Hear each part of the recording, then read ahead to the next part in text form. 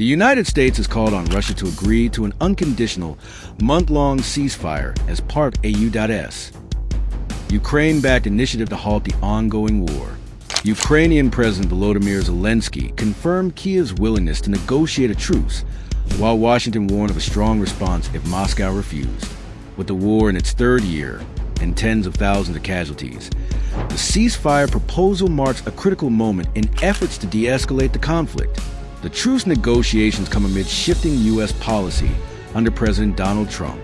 Weeks after expelling Zelensky from the White House and cutting military aid to Ukraine, Trump resumed support following Ukraine's acceptance of the ceasefire terms during talks in Saudi Arabia. U.S. Secretary of State Marco Rubio stated that Washington now expects a clear response from Moscow without any conditions. Meanwhile, European nations, including France, Germany, and the U.K., are assessing potential security frameworks for Ukraine.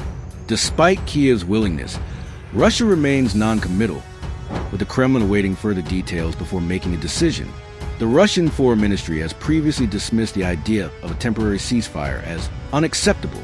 Zelensky warned that if Moscow refuses, the U.S. is likely to impose tougher sanctions and provide additional aid to Ukraine. The Ukrainian leader also expressed deep distrust toward Russia, emphasizing that many in Ukraine remain skeptical of any potential deal with Putin. Even if Russia agrees, Ukraine faces long-term security uncertainties. Kyiv has demanded guarantees, but Trump has ruled out NATO membership, limiting its defense options. European nations remain divided on how to support Ukraine if the ceasefire takes effect, with some fearing prolonged entanglement in the conflict. British Defense Secretary Grant Shapps warned that a ceasefire without enforcement measures could merely serve as a temporary pause in hostilities. While diplomatic talks continue, Ukraine is struggling with ammunition shortages and battlefield setbacks. Reports indicate that Russia has intensified attacks, exploiting delays in Western military aid.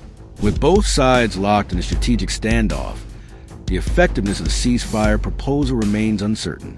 The next steps depend on whether Moscow views diplomacy as a viable alternative to continued warfare, but for now, the situation remains volatile.